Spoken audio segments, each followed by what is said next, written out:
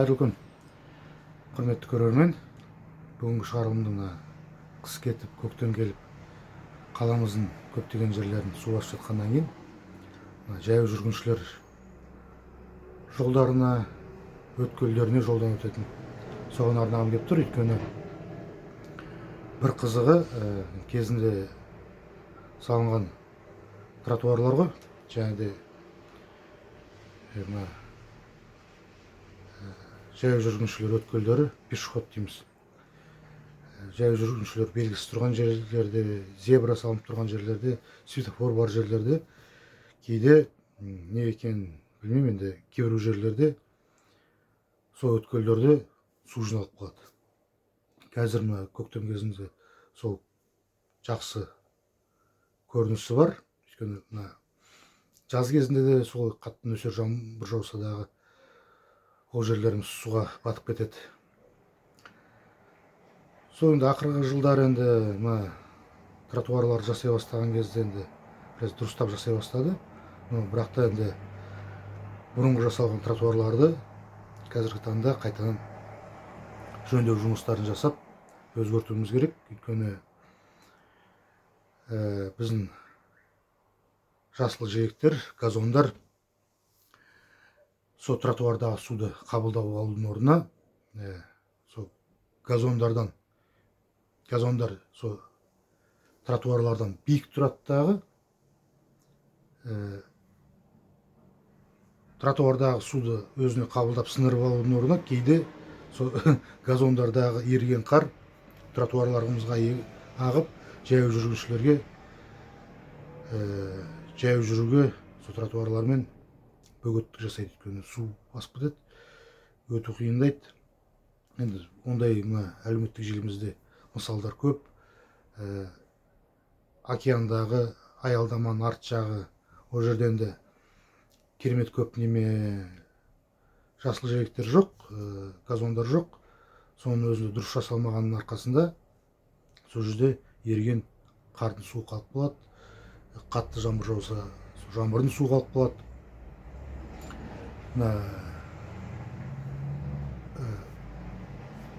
Экономический лицей кезінде Назарбаев мектебі болған. Соның алды суға батып жатыр. Қабанбай Батыр көшесінде, Бауыржан Момышұлы көшесінде, Абай даңғылында, Шәкәрім даңғылында көптеген жерлерде бұндай нәрсе бар дағы. Газон биік тұрады дағы, тротуар төмен тұрады. Сондықтан тротуардағы су ешқайда кете алмайды. Керісінше газондағы суларымыз тротуарға ағып кетеді. Сондықтан бұның бәрін жөндеу керек. Немесе мынандай мысал да бар. Жаяу жүргіншілер тротуары жақсы бір деңгейде, газонда мүмкін төмен болуға мүмкін, немесе сол тротуармен бір деңгейде болуға мүмкін. Бірақ та газондағы еріген қардың суы газонға сіңеді, ана тротуардағы еріген су сол тротуарда қалып қалады. Неге? Өйткені тротуардың екі жақ шетінде биік бордюрлар тұрады. Соның арқасында әр су өзінде қалып қалады. Бұл да дұрыс емес. Тротуарларымыз негізі дұрысы биік болып, бордюрлары тротуарды ұстап тұратындай, екі жағы белгіленіп тұратындай бордюрлар болу керек. Сонда тротуарларымыздағы асфальт болсын, ол бетон болсын, немесе брусчатка болсын, суы екі жаққа ағып кетіп отырады. Немесе бір жағына болсын да, жасыл жиекке, сол немеге, газонға ағып кетіп отырады. Осылай жасағанымыз дұрыс. Сонда ешқандай жаяу жүргіншілерге қиындық жасамайды. Кісілер аяқтарын су қылмай жүре береді. Бұл жерде тағы да бір туындайтын проблема. Егер де газон тротуардан биік болып, тротуар су болып жатып, газон құрғақ болып жатса, онда кісілер аяғын су қылмайтындай қылып, газонмен жүре бастайды. Газонның шөбі құртылады.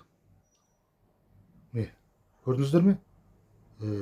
Газонға қосымша ақша бөлінеді. Газонды қайтадан отырғызу керек. Сондықтан бұндай проблемалар туындамас үшін ең басынан тротуарлар дұрыстап жасау керек. Тротуарлар дұрыстап жасайтын болсақ, сонда жаяу жүргіншілерге ешқандай проблема да жасамайды, бәрі дұрыс болады. Және де қосымша ақша да бөлінбейді. Енді жаяу жүргіншілер өткелдер не екен білмеймін, мына жолдарды жасаған кезде дәл сол жаяу жүргіншілер өтетін жерлерде су жиналып қалады. Мына жолдарды жасаған кезде осыған жақсы көңіл бөлсе, мына асфальттың деңгейін дұрыстап жасап, су газонға ағып кететіндей, екі жағындағы бордюры, жолдың бордюры суды ұстап қалмайтындай қылып, газонға кететіндей, немесе қаламызда көптеген жерлерде дренажный система бар. Найманбаев көшесінде, Аймауытов көшесінде, мына Аймауытов көшесінде бар ғой, Чехова көшесінде бар, Чехова көшесінде бар. Енді біздің Закария Белебаева, өзім дальныйда тұрғандықтан, Закария Белебаевада дренажка бар. Бірақ та сол дренажка дұрыстап суды қабылдай алмайды дағы. Неге? Өйткені дренажкада біраз керу жерлері биік орналасқанда толық суды қабылдауға қауқарсыз. Енді бір жерлері төмен болып тұрды, сол жерлерден су ағып жатады, қалған судың бәрі асфальттың бойымен ағып жатады. Оған да видеоларымыз, мысалдарымыз бар. Шымкентская Закария Белебаевада Шымкентскийдің жағы суға толып жатады. Өйткені құдықтарға соны дренажный системаға су кете алмайды. Осы жерлерді дұрыстап жасады. Және де жаяу жүргіншілер ол жерден жаяу өте алмайды. Жаяу өтейін десе, ары қарай барып өту керек. Ар жақтан көліктер тұрады, ол да қауіпсіздік жағынан дұрыс емес енді. Сондықтан осыған қала әкімдігі,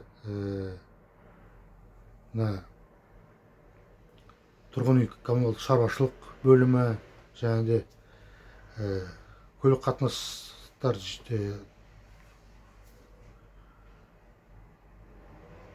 бөлімі бәрі көңіл бөліп, осыны дұрыстап жасаса деп ойлаймын. Енді оны дұрыстап жасау керек еді негізі. Дұрыстап жасап, қаламыздың бет бейнесін дұрыстап келтіріп, енді қаламыздағы тұрғындарға қолайсыздық жасамайтындай қылып, жаңбыр жауса, қар ерісе, кісілер дұрыстап тротуарлармен жүруге мүмкіндігі болу керек. Және де жаңа әкімге айтқым келетіні, қала әкіміне, Талғат Батырұлына, бұрынғы әкімге де айтқаным бар, Нұрбол Нұрсағатовқа, қаламыздың жолдарын паспортын жасау керек. Қай жерде қандай жолдар, қай жыл жасалған, қай жыл орташа жөндеуден өткен, қай жыл капиталды жөндеу жұмыстары болды, қай жерде қандай құдықтар кімге тиесілі, қай жерде қандай тротуарлар бар екенін бәрін жасау керек. Ол негізі біздің қаламыздың